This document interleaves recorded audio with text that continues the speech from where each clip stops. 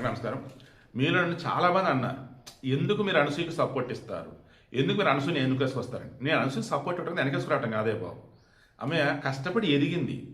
ఆమెను కావాలని మీడియాలో ప్రొవోక్ చేస్తూ ఉంటే ఆమెకు తెలియకుండానే పబ్లిసిటీ కోసం మరి దేనికోసం మాట్లాడుతూ ఉంది. ఆ తర్వాత మీతో టార్గెట్ అవుతుంది. అనరాని మాటలు ఆమెను అంటున్నారు, కరెక్ట్ కాదు కదా. అందువల్ల ఆవేదన తప్ప ఆమెను ఎప్పుడు నేను ఇది చేయాలి. సో ఇప్పుడు మీడియాకి సంబంధించి ఈరోజు చంద్రహాస్ మీద ఆయన ఈటీవీ ప్రభాకర్ కొడుకు ఆయన మీద కేసు ఫైల్ అయింది. సీనియర్ జర్నలిస్ట్ అశోక్ వెళ్ళి కేసు పెట్టారు. ఏమని?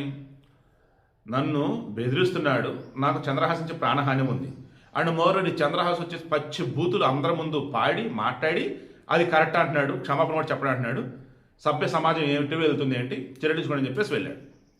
దాన్ని అప్పుడు కొంతమంది నాకు అడుగున్నారు, మొన్న అనసూయ మీడియా వాళ్ళ మీద కేసులు పెడితే మీడియా సైలెంట్గా ఉంది, రిటర్న్ కేసు పెట్టకుండా. ఇప్పుడు ఆ చంద్రహాస్ వచ్చేసి ఒక అశోకుని అనగానే మిగతా అంతా మీద పడిపోయారు, అశోకులు కేసు పెట్టి అసలు ఏంటి అని చెప్పేసి. ఇదే చెప్తున్నాను. అనసూయ స్టార్టింగ్ తన కెరీర్ ఒక న్యూస్ ప్రజెంటర్గా స్టార్ట్ అయింది.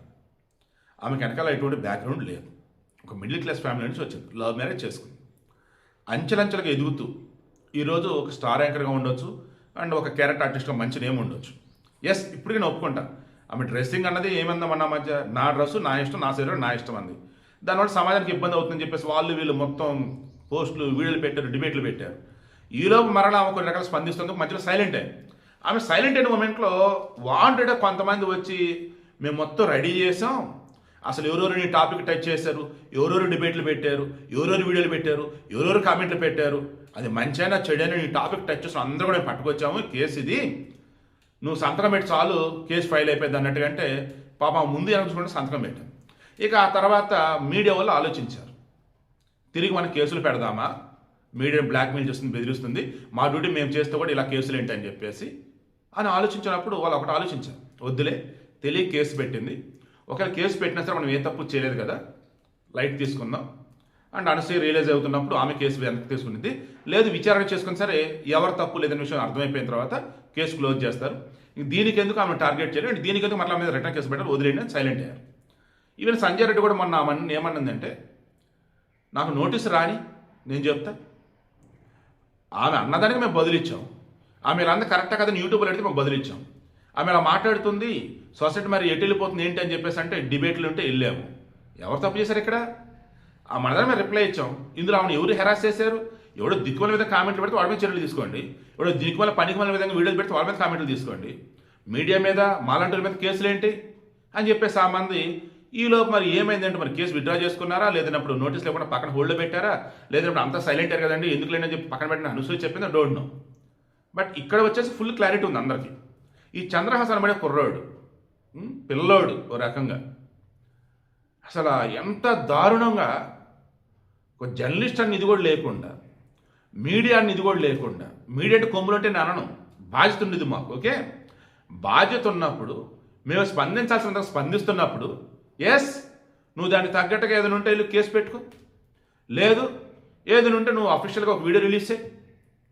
నువ్వు 24 గంటలలోపు క్షమాపణ చెప్పకపోతే నేనేంటో చూపిస్తా. మా లాయర్ల మీద మొత్తం రెడీ అవుతున్నారు. అసలు ఎంత దారుణంగా బెదిరించాడు అసలు ఆ కుర్రాడు. ఇప్పుడు ఒక అనసూయ, ఓ చిన్మయ్య, ఇంకా రకరకాలు ఎవరైతే ఉన్నారో మీడియాలో వాళ్ళు, ఈవెన్ సమంత, మీడియాలో వాళ్ళ గురించి వార్తలు వచ్చాయి, మీడియాలో వాళ్ళ గురించి న్యూస్లు ఇచ్చారు, వీడియోలు ఇచ్చారు.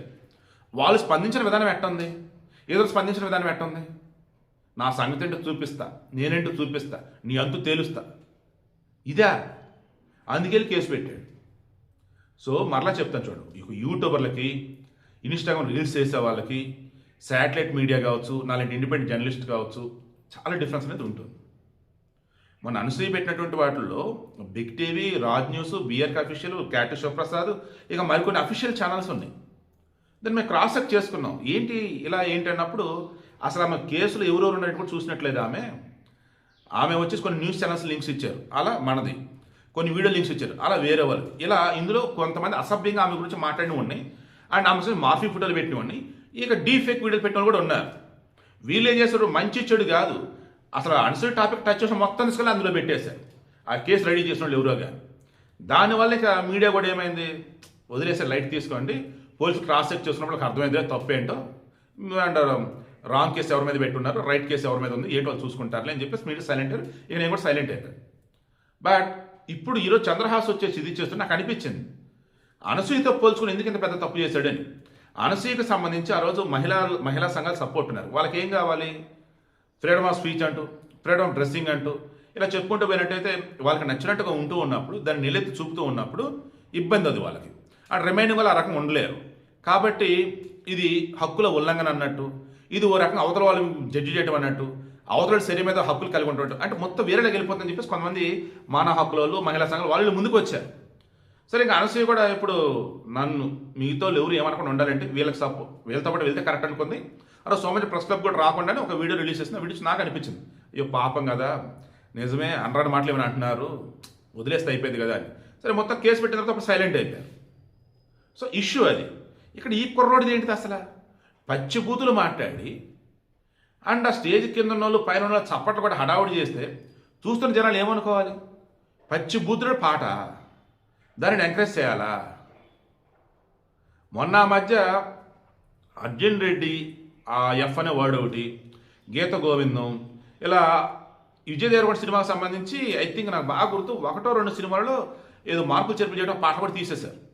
ఆ తర్వాత దసరా మూవీలో బాంఛత్ అని చెప్పేసి అదొక వర్డ్. సినిమాలలో రీసెంట్గా కొన్ని బూతు పదాలు వస్తున్నాయి, బట్ అది రెగ్యులర్గా వాడేవి. అఫ్కోర్స్ అది వాటిని కూడా ఎంకరేజ్ చేయను.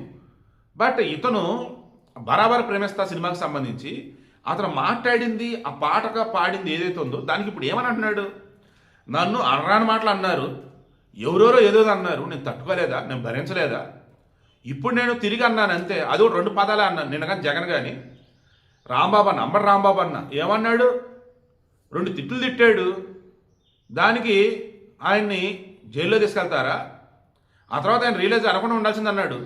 అంత పెద్ద మనిషి అనకుండా ఉండాల్సింది అన్నాడు అన్నట్టే ఆయన పొగడాలి. మీరు ఏంటి తిట్టులు తిట్టడం పొగడాలంట? అయ్యా జగన్మోహన్ రెడ్డి, ఒరే ఎదవా అంటే తిట్టు, ఒరే ఎల కొడక అంటే బూతు. తిట్టుకి బూతుకి చాలా డిఫరెన్స్ అనేది ఉంటుంది, అది తెలియదు మీకు.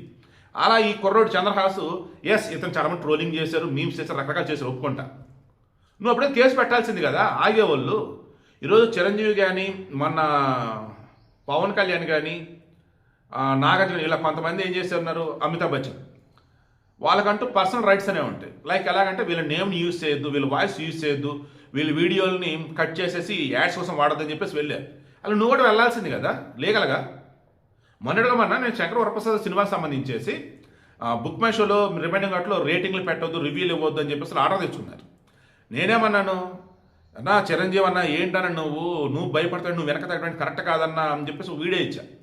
దెన్ నాకు వాళ్ళు లీగల్ టీం నోటీస్ పంపారు. ఏమని, సార్ ఇది ప్రొఫెషనల్ వేలని వెళ్ళింది తప్ప చిరంజీవి గారికి సంబంధం లేదు, మీరు పెట్టిన వీడియో తీసేసండి, ఎందుకంటే అక్కడ వచ్చేసి మేము కోర్టు నుంచి ఆర్డర్ తెచ్చుకున్నాము, మీరు కన్సిడర్ చేయాలి కదా అన్నారు. ఓకే సార్, ఎనీవే నేను చిరంజీవి గారు వేరే అమ్మాయిని, ఆ ఉద్దేశం తప్ప వేరేది కాదు నాకు, ఎనీవే నేను తీసేస్తాను, ఆల్ ది బెస్ట్ అని చెప్పున్నాను. అండ్ శంకర్ ప్రసాద్కి 400 కోట్లు వస్తాను ముందు చెప్పిన ప్రసాద్ నేనని చెప్పి అది కూడా పెట్టాను. వాళ్ళు కూడా హ్యాపీ. అంటే నేనేమంటానంటే ఎక్కడైనా సరే స్పందించే విధానం అది ఒకటి ఉంటుంది, విమర్శ సద్విమర్శను కూడా ఉంటాయి. నోటికి ఎంత వస్తే అంత మాట్లాడతా, ఎవరైనా సరే బెదిరిస్తా, నా వెనక జనాలు ఎవడన్నాడు, ఏదైనా ఇన్స్టాగ్రామ్ ఫాలోవర్లు ఎంతమందినో చూడండి, మళ్ళీ అనంత కూడా పిల్లలు అయి ఉంటారు, లేదా ఇతను ముందు పెట్టి తోడటం. మొన్న మధ్య ఒక కుర్రాడు వచ్చాడండి, పశుపతి ప్రాణాలు నేనే నటించాను, చిరంజీవి నాకు తండ్రి అంటాడు. సునిశ్చిత ఎవరు ఆ కుర్రాడిని పిచ్చోని చేసే జనాలు మొత్తం రీల్స్కి వాటికి వాడేసుకున్నారు. ఇప్పుడు ఏమంటే కూడా తెలియదు.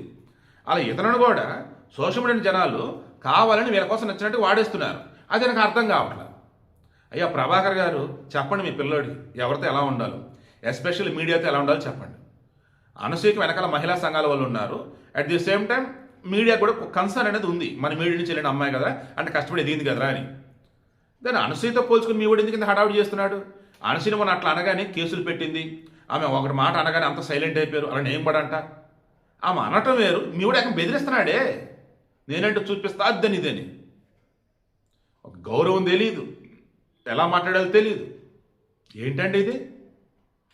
సో చంద్రహాస్ చాలా కెరీర్ ఉన్నాడు అమ్మ, మనిషి చాలా చిన్నవాడివి, ముందు ఎదుటి వాళ్ళతో ఎలా మాట్లాడాలి, దిక్కుమలిన రీల్స్ పెట్టినటువంటి వాళ్ళని, పనికి మళ్ళీ వీడియోలు పెట్టినటువంటి యూట్యూబర్లని ఓ సైడు, రెస్పాన్సిబుల్గా ఉండే జర్నలిస్టులు ఒక సైడ్ ఉంటారు. డిఫరెన్స్ తెలుసుకో. అందరిని ఒక చోట తీసుకొచ్చి అందరూ ఒకటే నువ్వు అనుకున్నావంటే ఇంక నీ అంత మూర్ఖత్వం ఇంకెవరికి లేనట్టు. ఆ విషయం అనసూయ తెలుసు కాబట్టి సైలెంట్గా ఉంది ఆమె. పోలీసులు ఫిల్టర్ చేస్తారు తప్పు ఎవరిది ఏంటి అని చెప్పేసి. వీడియోకి మెయిన్ ఇంటెన్షన్ అండి. మీలో కూడా చాలామంది కింద కామెంట్లు పెడుతున్నప్పుడు నేను అబ్జర్వ్ చేశాను. ఒక ప్రొఫెషనల్ జర్నలిస్ట్కి మనకేం సంబంధం లేదురా, మన ఎవడేం చేయడరా అన్నట్టు ఏది పడితే పెట్టాలి, చాలా డిఫరెన్స్ అనేది ఉంటుందండి. బట్ జర్నలిస్ట్ అయినా నార్మల్ అయినా సరే స్పందించే విధానం, అసభ్యజాలం వాడకూడదు, అశ్లీలంగా మాట్లాడకూడదు. ఇది అందరికీ అప్లై అవుతుంది.